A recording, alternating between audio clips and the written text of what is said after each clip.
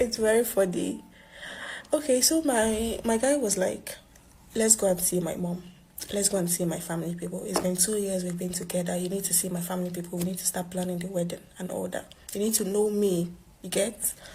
So I was like, okay, let's go. And we set out a date to go and meet them. It was on a Friday. And I dressed all good and I looked good and I went to meet my future mother-in-law. She saw me, oh, she was very happy. She accepted me. She was like, oh, you're so beautiful. I love your height, all this, that one. I mean, I was like, this man is very nice. Oh, that first time she was all loving and caring and all that. And we went inside. I met his dad, I met his mom, met his siblings too. They were nice. I went inside and she was asking me some personal questions. She took me aside and she was like asking me some personal questions. And she asked me my state of origin. I'm like, oh, okay, ma, I'm from Anambra State. She was like, you're an Igbo girl? I said, yes, ma'am, an Igbo girl. She was just, her facial expression was something else. She was giving her face somehow, like, say, person plaster and sheets for face. Me, I was still trying to maintain my steez, like, I didn't want to fall his hand. So me, I was just trying to maintain my steez in front of his mother. She was like, I didn't know you were from Igbo. He didn't mention your tribe to me. That I don't know. You Igbo people, there's a way people used to behave. We don't used to really go get along with you people. And people from my side don't usually marry Igbo girls because of they are too wide and too materialistic.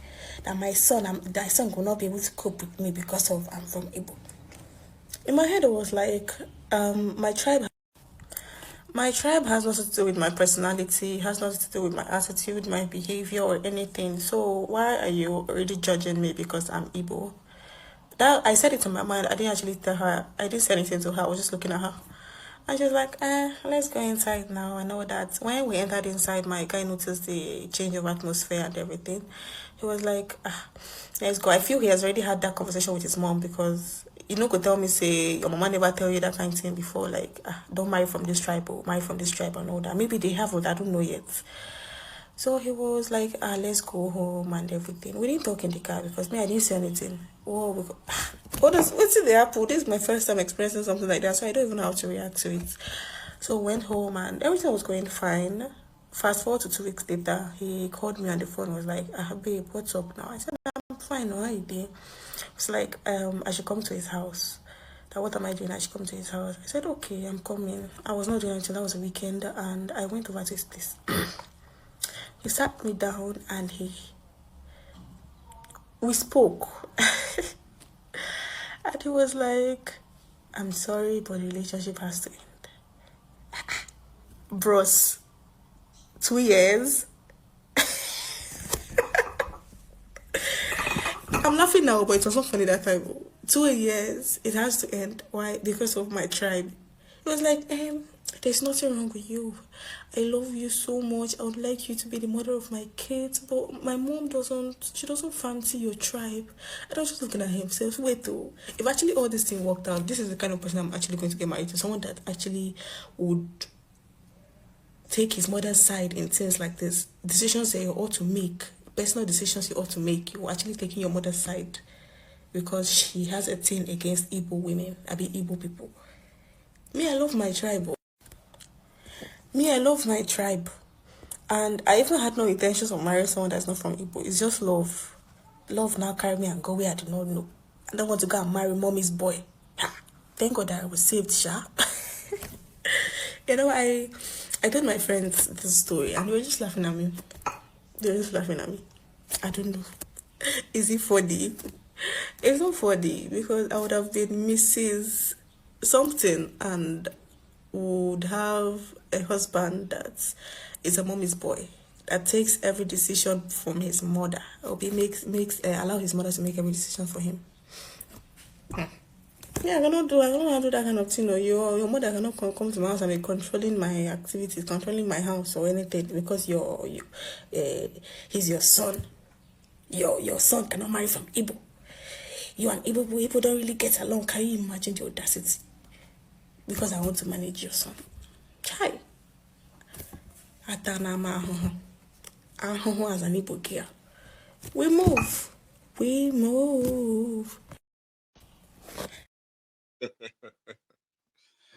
You know, that's a young woman.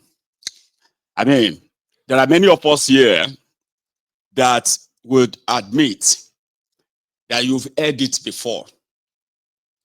Or maybe your parents have said, have told you this before. Má lọ gbé Igbo wálé o. Má lọ fọmọ Igbo. Yeah? But at the same time, that is not a Yoruba thing, though, right? Because at the same time, you will see some family that will tell you that, my children will never marry Yoruba. I'm going to Yoruba. I'm going to call of Igbo, call of you know. But that's a young woman. That's a young woman's experience. 2 years relationship. 2 people found themselves, loved themselves, stayed with themselves, planning to settle down with themselves, only for them to be told no. And we have had people who actually will end up miserable for the rest of their lives because the real person they love, because of tribe, ethnic and the rest of that.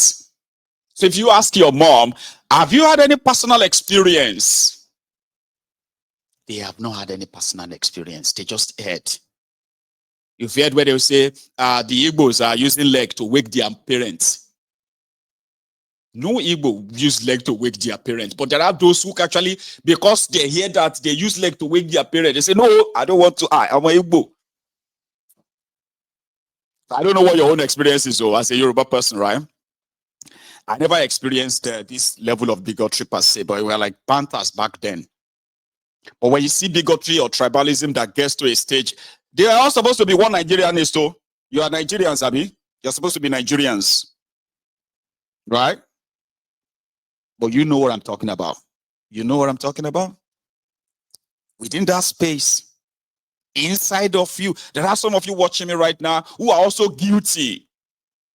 You're guilty of this. But you see the innocent children that we have given birth to today, right? They are so innocent that we would have to teach them this level of hatred. That they are, when you see people who are really passionate about their hatred for this tribe or for that tribe, you'll be like, man, God damn it, man. Like, how do you harbor so much stuff in your heart? Right? And that's for a young lady. Like I said, their stories are relatable. I've had people who said, oh, what do you call it? My own experience was that I was warned that the Yorubas are betrayers. And you're like, okay, Yorubas are betrayers. Who told you that? They say, well, my parents, my this and that. I say, okay. But has your parents ever had an encounter with the Yorubas, like Yorubas? Your parents probably never even left Igbo land, ever. And if they ever did leave the Igbo land, maybe for somewhere else, yeah. But when you meet Easterners who have settled in the western part of Nigeria, they will tell you how the experience has been so wonderful enough that they raised their whole family there, older today. But like I said, there is always still that animosity buried somewhere, tiny, no matter how little, no matter how tiny. Education was supposed to have like resolved that, all right? But unfortunately, Nigeria education is a total disaster. So it's a waste. The more educated people are, the more bigoted they tend to be. Well, in my own opinion. Now, look at this young man. He served somewhere in Abia, he said. So he shared his own personal experience when his own grandma warned him about this. His grandma never ever crossed Orel. His grandmother, she has never left Yoruba land per se. She's a very old woman, according to the way he described her. But this grandma has so much to say about the Igbos that she was offering advice to her grandson about a place he was going to serve Nigeria, right?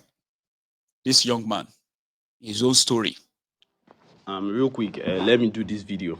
While I was traveling to the east for the very first time, my grandma called me into the room and started advising me. All this advice of like 1 hour, steady advice of 1 hour. None of them shows like imparting some kind of knowledge. All the things that was imparted in me is no follow Igbo do anything, no. Igbo people na bad people. No marry Igbo. The most important thing na no marry Igbo. You no do anything with Igbo people. Mind the way you do something with Igbo people. Igbo people na bad people. At first, I was like, waiting old woman sit down for chair, see. Small pikin wey climb tree if you no see am. So I went to the east with that mindset. When I get there, I decided to bring down myself because I go school there. I decided to be like calming down and be watching them. You see that thing where they talk say, if you no bend down, you no go see Aba. If you no bend down, you no go see the whole of Igbo people. No be even only Aba. I started doing things with them. I started mingling with them. Then I feel like these people are not bad the way they used to say they are bad. So fast forward to 2017 when we came back to my state for my grandfather's burial. After the burial arrangement and everything, we finished up with the burial and everything. The day I was about to travel back to the east again, she called me and started the same preaching. No do anything with Igbo people. No marry Igbo person. No, I dey warn you. Now I was like, okay, why you say make I no marry Igbo person? He was like, look at your senior brother now, which is my uncle that took me to the east. Look at your senior brother. Since when he marry, they remember us again. Now small money just they send give us. They give us the way they give us again before. Since when he married this in wife. I was like, this is trash. Then I traveled back to the east. I now pay attention to, because I was not paying attention to my brother's lifestyle. Although he was making his money doing brother's lifestyle, although he was making his money doing his thing, but he's not as that rich as they think. And this woman that they are saying the woman is the one that is not making him to send money back home. This woman is working for herself. So where is this mentality coming from? See, all I want to use this story to tell you is that when you want to travel to anywhere, free all the hatred talk where they don't put inside your head about those people. Because each and every land have their own blessing. And you can't tap from that blessing if you hate the people of that land. There is no way you can tap from that blessing if you hate those people. You dey come Yoruba land, you'll hate Yoruba person. You hate Yoruba people, you no go tap from that blessing. You dey come Igbo land, you hate Igbo people. You no go tap from their blessing. That is the more reason why Igbo people they tap from our blessing, because they know they come here with hatred. You go they complain say you go Igbo land, you know achieve anything till you come back. Wetin dey your mind will make you travel go that side? How good are you to those people when you get there? How willing are you to mingle with them and work with them? Because when you get to Rome, you must do like Roman so that you can tap from the Roman blessing. Thank you. God bless you. You too. You see, if we are being honest, don't get me wrong, because there are some of us who, no matter what you say to them, no matter any evidence you present to them, that bigotry blood is so thick. And some of them watching me right now will be like, this will not be Yoruba. Because that's how they get to know those who are not Yorubas. Okay? Because to them, they are telling their young ones that this so tribe hates them. Right? And that's all they have to say. They don't have to prove anything. They don't even have to kind of like tell you what happened between them that made them say or make your parents say that. They can't explain. They just wanted to pass it on. Pass it on. Why are you questioning it? We just told you that the Yorubas ate the Igbos. Oh, no. The Igbos ate the Yorubas. Oh, they hate us. But I don't understand. I don't hate them. It's, what is wrong with you? Are you a Yoruba like this? You will regret it. You will see. The Igbos will do this to you. Another person will say, the Yorubas are this, other. I say, no, the Yorubas like Kwano. They are not. Yeah. They are not like that. I mean, I don't have that experience. I didn't experience that with them. And then they will say, Mesiano, you this, I'm trying to pick up some of these fancy abusive words. Say, Mesiano, full. You are following the Unyamiri. So you're following the Ofe Manu. So the Yamiri are the Igbos when they are using all those slow words on themselves, right? So Yamiri, the Fulanis, the Hausas, or Northerners, will call them the Yamiris, because they too were trained to hate the Igbos. So maybe they are telling, like somebody who just commented now that, normal. Somebody just said, Imo mama na Igbo. And he intentionally typed it as a Igbo, IBO. So when people type Igbo in their comments, it's intentional. Yeah, it's intentional. A bigot that will tell you that he's not a bigot. Just check all his actions. There's something in him that says that, if you see a Yoruba bigot, for example, he will type Igbo, intentionally. Because he dey in body. Then he will tell you, I'm not a bigot, so I'm not a tribal, but let me tell you something. The Igbos ate the Yorubas. I say, how? I'm telling you, see, I know it. If you see, in my area, if you know, I say, how? The Yorubas ate the Igbos. I say, how? My friend, you don't understand that you are different. I'm telling you, the Yorubas, they don't like us, the Igbo. They say, but I'm a Yoruba man. I don't have anything against the Igbos. But maybe you were told that no matter how much I say that, you must never believe me. You don't trust the Yoruba man. No? There are people pushing this. They exist. Now, this is why we talk more about it, because in all of this that you are witnessing on social media every now and then, there are real life kind of like victims, real life, people in their real life. And they are not just experiencing the fact that, oh, I'm a Yoruba or I'm a Igbo or whatever. No. They are experiencing the fact that they are in between. Their mama, their papa, they have mixed backgrounds. And that is why I'm like, come on, share your story with us if you can.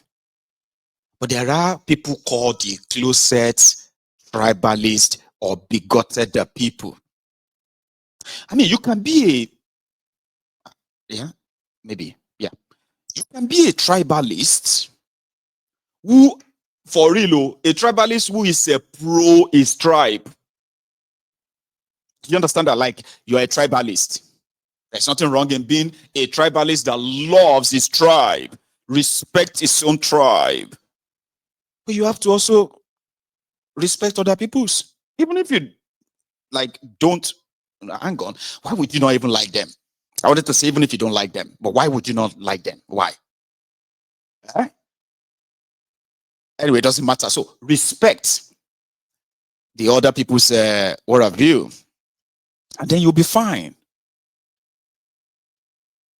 as a tribalist. But when you look very well at those, especially the Ronukus, the Batidiot, the bastards, the Yoruba Ponus, the Omuale, the days of Yoruba land. They don't give a shit about Yoruba land. They don't care. They don't. That the Fulani terrorists have created over 2,000 different terrorist camps in our forest, killed over 6 Yoruba Obas, kidnapped more than 8 Yoruba Obas that paid ransom. Yeah. That will get me mad. Right? As a Yoruba man, it actually did get me so crazy. I did a lot of program on that, right? It doesn't move them. They don't care. They don't care. There's some of them who are actually saying that the Fulanis can continue to kill us. The Fulanis can continue to kill us, but we must take these Igbos serious. We must make sure that these Igbos are kicked out of our land. Because it doesn't make any sense. It doesn't make any sense.